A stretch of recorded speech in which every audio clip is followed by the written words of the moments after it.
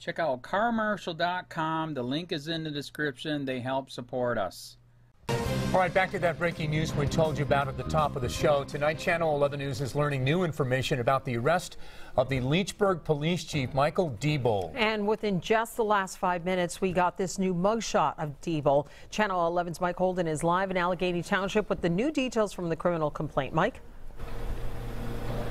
Lisa and David, Leechburg Police Chief Mike Diebold went right before a judge here behind us in Allegheny Township. This is the criminal complaint. Frankly, it's hard to read. We can't share a whole lot of details, but we can tell you is one line where he says in part, quote, he knew sexual intercourse with the 14-year-old was wrong and his life would now be over.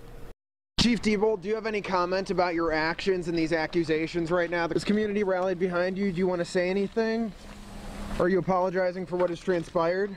Leechburg Police Chief Mike Diebold had nothing to say to our Channel 11 camera as he was hauled away by agents tonight. He spent a better part of the evening inside the Lower Borough Police Station where he was questioned for hours about his alleged misconduct. Tonight, we got brand new insight into his alleged interactions on the app Kik, where he went by the username KUTECOP4YOU. Paperwork states Diebold posted an ad online as a dominant male officer seeks fun, discreet sub-playmate.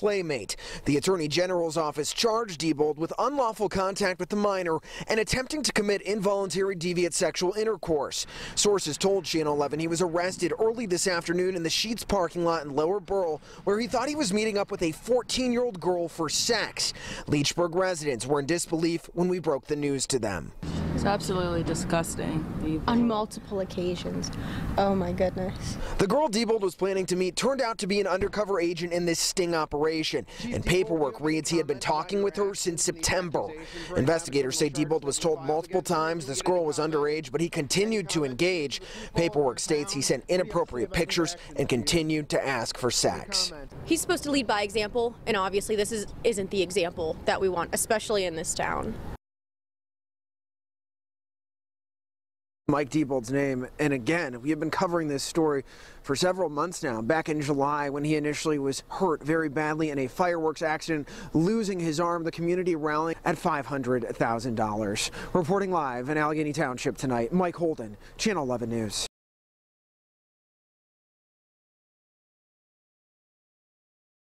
Police chief caught soliciting sex from children online with handle KUTECOP4YOU. A police chief is now facing criminal charges after he was caught soliciting sex from a 14-year-old girl, while advertising the fact that he was a cop. By Rachel Blevins, January 7, 2018. Leechburg, Pennsylvania, an undercover operation targeting pedophiles resulted in the arrest of a police chief after agents caught him soliciting sex from young girls online with the handle KUTECOP4YOU. Mike Diebold, 40, has been a police officer for 21 years, and became chief of the Leechburg Police Department in 2007, according to a report from WPXI News. It is unclear how many minors he has solicited sex from, but court documents noted that he became the focus of an investigation in September 2017 when he posted an ad online soliciting sex. Just 2 months after his wedding, Diebold posted an ad online that claimed he was a dominate, sick, male police officer seeks fun, discreet sub-playmate who is of any age, race, or status. In addition to revealing that he was a police officer in search of a playmate, Diebold made it even more obvious by choosing the username KUTECOP4YOU. The advertisement drew the attention of investigators, and in a statement reported by the Tribune Review, Attorney General Josh Shapiro revealed that an undercover agent began communicating with Diebold. Advertisement.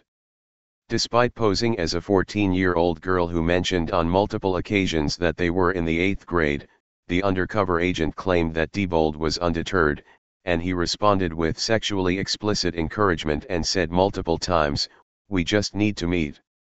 The Tribune Review noted that the communication continued, and on December 29, Diebold's account included 6 photos that showed a man's clothed, but highly suggestive, growing along with suggestive text that said, "Now it's your turn."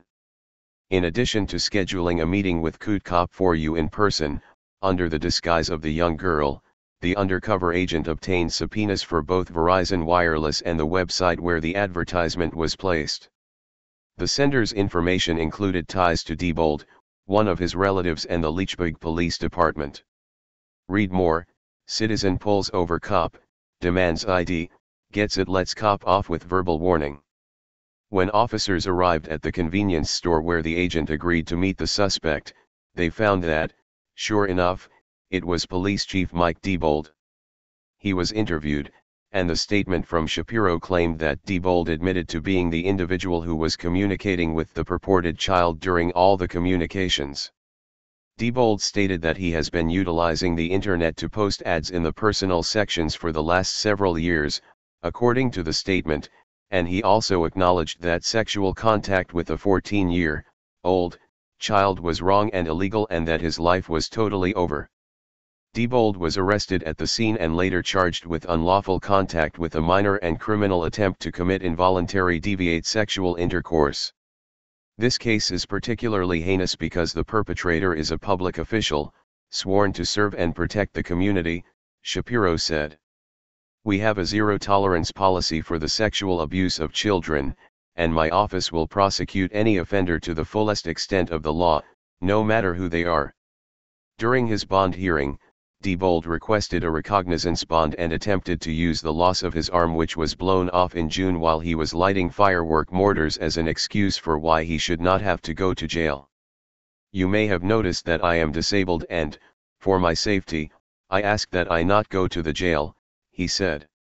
Diebold got married in July, and he revealed during the hearing that his family consists of an infant son and a 15-year-old stepdaughter who is unervingly close in age to the girl Diebold thought he was soliciting sex from.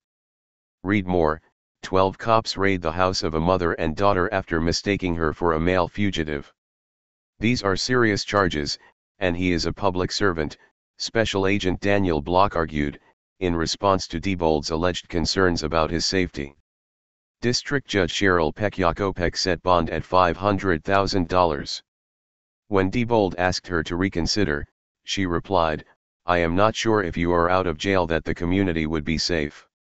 These are very serious charges." County, this is Charlotte County Cop Watch, and I wanted to explain what fair use is. You can use pieces of news articles if you're doing it for news reporting, you have commentary, and you're doing it for education purposes. So that's what fair use is, as you can see right here. Another reason why I wanted to make this video is to let you know I have just joined with Patreon. A nice thing with Patreon, I make no money on YouTube. They took the money away years ago, and so this is another way to give, and it's a nice thing too because you can give monthly. You can give $1, $5, $10, whatever. I do 4 to 5 hours a day on trying to wake the sheeple up on how corrupt it is and different ways that you can fight the corruption. So Patreon is a way that you can do it, and then of course the old way is still there. Donate to Sheriff County Cop Watch with PayPal or credit card. So keep that in mind. 4 to 5 hours a day. I make no money, but the corruption happened to me and I'm sick of it, so I'm trying to wake people up. But my wife would love it if if we could get some help out there. There's 47,000 subscribers. Just think if each one of you subscribers just gave let's say actually yes, $1 a month. 47,000 subscribers gave $1 a month. That would be awesome. That's not going to happen. But anyways, that would be great if it did happen. But do the math in your head. Just think about it. Like I said, 4 to 5 hours a day. I get no money from YouTube. YouTube has gone nuts. You can't do anything anymore.